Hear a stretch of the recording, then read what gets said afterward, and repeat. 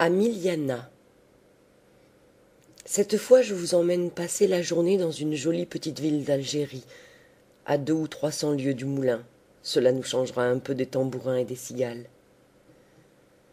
Il va pleuvoir, le ciel est gris, les crêtes du mont Zacar s'enveloppent de brume. Dimanche triste. Dans ma petite chambre d'hôtel, la fenêtre ouverte sur les remparts arabes, j'essaie de me distraire en allumant des cigarettes. On a mis à ma disposition toute la bibliothèque de l'hôtel. Entre une histoire très détaillée de l'enregistrement et quelques romans de Paul de Kock, je découvre un volume dépareillé de Montaigne. Ouvert le livre au hasard, relu l'admirable lettre sur la mort de la Boétie, me voilà plus rêveur et plus sombre que jamais. Quelques gouttes de pluie tombent déjà. Chaque goutte, en tombant sur le rebord de la croisée, fait une large étoile dans la poussière entassée là depuis les pluies de l'an dernier. Mon livre me glisse des mains et je passe de longs instants à regarder cette étoile mélancolique. 2 heures sonnent à l'horloge de la ville. Un ancien marabout dont j'aperçois d'ici les grêles murailles blanches. Pauvre diable de marabout! Qui lui aurait dit cela il y a 30 ans, qu'un jour il porterait au milieu de la poitrine un gros cadran municipal et que tous les dimanches, sur le coup de 2 heures, il donnerait aux églises de Miliana le signal de sonner les vêpres. Ding-dong! Voilà les cloches parties. Nous en avons pour longtemps. Décidément, cette chambre est triste. Les grosses araignées du matin qu'on appelle pensées philosophiques ont tissé leur toile dans tous les coins. Allons dehors. J'arrive sur la Grand-Place. La musique du 3e de ligne, qu'un peu de pluie n'épouvante pas, vient de se ranger autour de son chef. À une des fenêtres de la division, le général paraît, entouré de ses demoiselles. Sur la place, le sous-préfet se promène de long en large au bras du juge de paix. Une demi-douzaine de petits arabes à moitié nus jouent aux billes dans un coin, avec des cris féroces. Là-bas, un vieux juif en guenilles vient chercher un rayon de soleil qu'il avait laissé hier à cet endroit et qu'il s'étonne de ne plus trouver. 1, 2, 3, partez. La musique entonne une ancienne mazurka de Talexy que les orgues de Barbarie jouaient l'hiver dernier sous mes fenêtres. Cette mazurka m'ennuyait autrefois. Aujourd'hui, elle m'émeut jusqu'aux larmes. Oh, comme ils sont heureux, les musiciens du 3e. L'œil fixé sur les doubles croches, ivres de rythme et de tapage, ils ne songent à rien qu'à compter leurs mesures. Leur âme, toute leur âme tient dans ce carré de papier large comme la main, qui tremble au bout de l'instrument entre 2 dents de cuivre. 1, 2, 3, partez. Tout est là, pour ces braves gens. Jamais les airs nationaux qu'ils jouent ne leur ont donné le mal du pays. Hélas, moi, qui ne suis pas de la musique, cette musique me fait peine et je m'éloigne. Où pourrais-je bien le passer, ce gris après-midi de dimanche? Bon, la boutique de Sidomar est ouverte. Entrons chez Sidomar. Quoiqu'il ait une boutique, Sidomar n'est point un boutiquier. C'est un prince de sang, le fils d'un ancien dey d'Alger, qui mourut étranglé par les janissaires. À la mort de son père, Sidomar se réfugia dans Miliana avec sa mère qu'il adorait, et vécut là quelques années comme un grand seigneur philosophe parmi ses lévriers, ses faucons, ses chevaux et ses femmes, dans de jolis palais très frais, pleins d'orangers et de fontaines. Vinrent les Français. Sidomar, d'abord notre ennemi et l'allié d'Abd-el-Kader, finit par se brouiller avec l'émir et fit sa soumission. L'émir, pour se venger, entra dans Miliana en l'absence de Sidomar, pilla ses palais, rasa ses orangers, emmena ses chevaux et ses femmes, et fit écraser la gorge de sa mère sous le couvercle d'un grand coffre. La colère de Sidomar fut terrible. Sur l'heure même, il se mit au service de la France, et nous n'eûmes pas de meilleurs ni de plus féroces soldats que lui tant que dura notre guerre contre l'émir. La guerre finie, Sidomar revint à Miliana. Mais encore aujourd'hui, quand on parle d'Abd-el-Kader devant lui, il devient pâle et ses yeux s'allument. Sidomar a 60 ans. En dépit de l'âge et de la petite vérole, son visage est resté beau. De grands cils, un regard de femme, un sourire charmant, l'air d'un prince. Ruiné par la guerre, il ne lui reste de son ancienne opulence qu'une ferme dans la plaine du Chélif et une maison à Miliana, où il vit bourgeoisement avec ses 3 fils élevés sous ses yeux. Les chefs indigènes l'ont en grande vénération. Quand une discussion s'élève, on le prend volontiers pour arbitre et son jugement fait loi presque toujours. Il sort peu. On le trouve tous les après-midi dans une boutique attenante à sa maison et qui ouvre sur la rue. Le mobilier de cette pièce n'est pas riche. Des murs blancs peints à la chaux, un banc de bois circulaire, des coussins, de longues pipes, 2 braseros. C'est là que Sid'Omar donne audience et rend la justice. Un Salomon en boutique. Aujourd'hui, dimanche, l'assistance est nombreuse. Une douzaine de chefs sont accroupis dans leurs beurnous tout autour de la salle. Chacun d'eux a près de lui une grande pipe et une petite tasse de café dans un fin coquetier de filigrane. J'entre, personne ne bouge. De sa place, Sid'Omar envoie à ma rencontre son plus charmant sourire et m'invite de la main à m'asseoir près de lui, sur un grand coussin de soie jaune. Puis, un doigt sur les lèvres, il me fit signe d'écouter. Voici le cas. Le caïd des Beni Zougzoug ayant eu quelques contestations avec un juif de Miliana au sujet d'un lopin de terre, les 2 parties sont convenues de porter le différend devant Sid'Omar et de s'en remettre à son jugement. Rendez-vous est pris pour le jour même, les témoins sont convoqués. Tout à coup, voilà mon juif qui se ravise et vient seul, sans témoin, déclarer qu'il aime mieux s'en rapporter au juge de paix des Français qu'à Sid'Omar. L'affaire en est là à mon arrivée. Le juif, vieux, barbe terreuse, veste marron, bas bleu, casquette en velours, lève le nez au ciel, roule des yeux suppliants, baise les babouches de Sid'Omar, penche la tête, s'agenouille, joint les mains. Je ne comprends pas l'arabe, mais à la pantomime du juif au mot « zouj de paix », « zouz de paix » qui revient à chaque instant, je devine tout ce beau discours.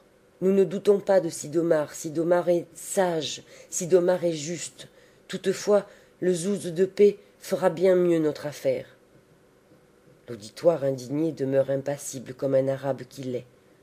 Allongé sur son coussin, l'œil noyé, le bouquin d'ambre aux lèvres, Sid'Omar, dieu de l'ironie, sourit en écoutant.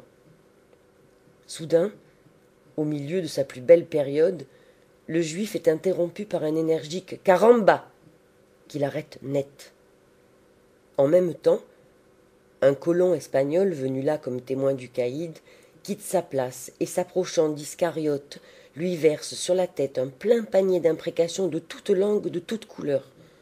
Entre autres certains vocables français, trop gros monsieur pour qu'on le répète ici. Le fils de Sid'Omar, qui comprend le français, rougit d'entendre un mot pareil en présence de son père et sort de la salle. Retenir ce trait de l'éducation arabe. L'auditoire toujours impassible, Sid'Omar toujours souriant. Le juif s'est relevé et gagne la porte à reculons, tremblant de peur, mais gazouillant de plus belle son éternel « zouz de paix, zouz de paix ». Il sort. L'Espagnol furieux se précipite derrière lui, le rejoint dans la rue, et par 2 fois, vling, vlan, le frappe en plein visage. Iscariote tombe à genoux, les bras en croix. L'Espagnol, un peu honteux, rentre dans la boutique. Dès qu'il est rentré, le juif se relève et promène un regard sournois sur la foule bariolée qui l'entoure. Il y a des gens de tout cuir, maltais, mahonnais, nègres, arabes, tous unis dans la haine du juif et joyeux d'en voir maltraiter un. Iscariote hésite un instant, puis, prenant un arabe par le pan de son beurnous, « Tu l'as vu, Ahmed, tu l'as vu, tu étais là, le chrétien m'a frappé, tu seras témoin. Bien, bien, tu seras témoin. » L'arabe dégage son beurnous et repousse le juif. Il ne sait rien, il n'a rien vu. Juste au moment où il tournait la tête. « Mais toi, Kadour, tu l'as vu, tu as vu le chrétien me battre !» crie le malheureux Iscariote à un gros nègre en train d'éplucher une figue de Barbarie. Le nègre crache en signe de mépris et s'éloigne. Il n'a rien vu. Il n'a rien vu non plus, ce petit maltais dont les yeux de charbon luisent méchamment derrière sa barrette. « Elle n'a rien vu, cette Mahonaise au teint de brique qui se sauve en riant, son panier de grenades sur la tête. Le juif a beau crier, prier, se démener, pas de témoin. Personne n'a rien vu. Par bonheur, 2 de ses coreligionnaires passent dans la rue à ce moment, l'oreille basse, rasant les murailles. Le juif les avise. « Vite, vite, mes frères, vite, à l'homme d'affaires. Vite, aux ousses de paix. Vous l'avez vu, vous autres, vous avez vu comment a battu le vieux. » S'ils l'ont vu, je crois bien. Grand témoin dans la boutique de Sitomar. Le cafetier remplit les tasses, rallume les pipes. On cause, on rit à belles dents. C'est si amusant de voir rosser un juif. Au milieu du brouhaha et de la fumée, je gagne la porte doucement. J'ai envie d'aller rôder un peu du côté d'Israël pour savoir comment les corélégionnaires d'Iscariote ont pris l'affront fait à leurs frères. « Viens dîner ce soir, monsieur, » me crie le bon Sidomar. J'accepte, je remercie. Me voilà dehors. Au quartier juif, tout le monde est sur pied. L'affaire fait déjà grand bruit. Personne aux échoppes. Brodeurs, tailleurs, bourreliers, tout Israël est dans la rue. Les hommes, en casquette de velours, en bas de laine bleue, gesticulent bruyamment par groupes. Les femmes, pâles, bouffies, raides comme des idoles de bois dans leurs robes plates à plastron d'or, le visage entouré de bandelettes noires, vont d'un groupe à l'autre en miaulant. Au moment où j'arrive, un grand mouvement se fait dans la foule. On s'empresse, on se précipite. Appuyé sur ses témoins, le juif, héros de l'aventure, passe entre 2 haies de casquettes sous une pluie d'exhortations. « Venge-toi, frère, venge-nous, venge le peuple juif, ne crains rien, tu as la loi pour toi. » Un affreux nain, puant la poix et le vieux cuir, s'approche de moi d'un air piteux avec de gros soupirs. « Tu vois, me dit-il, les pauvres juifs, comme on nous traite. C'est un vieillard, regarde, ils l'ont presque tué. » De vrai, le pauvre Iscariote a l'air plus mort que vif. Il passe devant moi, l'œil éteint, le visage défait, ne marchant pas, se traînant. Une forte indemnité est seule capable de le guérir. Aussi ne le mène-t-on pas chez le médecin, mais chez l'agent d'affaires. Il y a beaucoup d'agents d'affaires en Algérie, presque autant que de sauterelles. Le métier est bon, paraît-il. Dans tous les cas, il y a cet avantage qu'on peut y entrer de plein pied, sans examen, ni cautionnement, ni stage. Comme à Paris, nous nous faisons hommes de lettres, on se fait agent d'affaires en Algérie. Il suffit pour cela de savoir un peu de français, d'espagnol, d'arabe, d'avoir toujours un code dans ses fontes, et sur toute chose le tempérament du métier. Les fonctions de l'agent sont très variées. Tour à tour avocat, avoué, courtier, expert, interprète, teneur de livres, commissionnaire, écrivain public, c'est le maître Jacques de la colonie. Seulement, Harpagon n'en avait qu'un de maître Jacques, et la colonie en a plus qu'il ne lui en faut. Rien qu'à Miliana, on les compte par douzaines. En général, pour éviter les frais de bureau, ces messieurs reçoivent leurs clients au café de la Grand-Place et donnent leurs consultations, les donnent-ils, entre l'absinthe et le champoreau. C'est vers le café de la Grand-Place que le digne témoin Iscariote s'achemine, flanqué de ses 2 témoins. Ne le suivons pas. En sortant du quartier juif, je passe devant la maison du bureau arabe. Du dehors, avec son chapeau d'ardoise et le drapeau français qui flotte dessus, on la prendrait pour une mairie de village. Je connais l'interprète. Entrons fumer une cigarette avec lui. De cigarette en cigarette, je finirai bien par le tuer ce dimanche sans soleil. La cour qui précède le bureau est encombrée d'arabes en guenilles. Ils sont là, une 50aine, à faire antichambre, accroupis le long du mur, dans leur beurnouss. Cette antichambre bédouine exhale, quoique en plein air, une forte odeur de cuir humain. Passons vite. Dans le bureau, je trouve l'interprète aux prises avec 2 grands braillards entièrement nus sous de longues couvertures crasseuses et racontant d'une mimique enragée je ne sais quelle histoire de chapelet volé. Je m'assieds sur une natte dans un coin et je regarde. Un joli costume, ce costume d'interprète. Et comme l'interprète de Miliana le porte bien. Ils ont l'air taillés l'un pour l'autre. Le costume est bleu ciel, avec des bandeaux-bourgs noirs et des boutons d'or qui reluisent. L'interprète est blond, rose, tout frisé, un joli hussard bien plein d'humour et de fantaisie, un peu bavard, Il parle tant de langues. Un peu sceptique, il a connu Renan à l'école orientaliste. Grand amateur de sport, à l'aise au bivouac arabe comme aux soirées de la sous-préfète, mazurkant mieux que personne et faisant le couscous comme pas un. Parisien pour tout dire, voilà mon homme, et ne vous étonnez pas que les dames en raffolent. Comme dandysme, il n'a qu'un rival, le sergent du bureau arabe. Celui-ci, avec sa tunique de drap fin et ses guêtres à boutons de nacre, fait le désespoir et l'envie de toute la garnison. Détaché au bureau arabe, il est dispensé des corvées, et toujours se montre par les rues ganté de blanc, frisé de frais, avec de grands registres sous le bras. On l'admire, on le redoute. C'est une autorité. Décidément, cette histoire de chapelet volé menace d'être fort longue. Bonsoir, je n'attends pas la fin. En m'en allant, je trouve l'antichambre en émoi. La foule se presse autour d'un indigène de haute taille, pâle, fier, drapé dans un beurnouss noir. Cet homme, il y a 8 jours, s'est battu dans le Zaccar avec une panthère. La panthère est morte, mais l'homme a eu la moitié du bras mangé.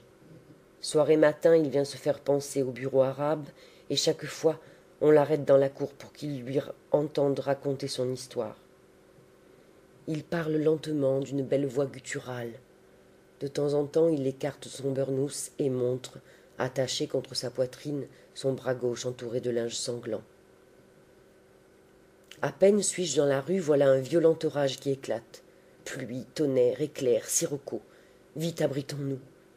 J'enfile une porte au hasard, et je tombe au milieu d'une nichée de bohémiens empilés sous les arceaux d'une cour mauresque. Cette cour tient à la mosquée de Miliana. C'est le refuge habituel de la pouillerie musulmane, on l'appelle la cour des pauvres. De grands lévriers, maigres, tout couverts de vermine, viennent rôder autour de moi d'un air méchant.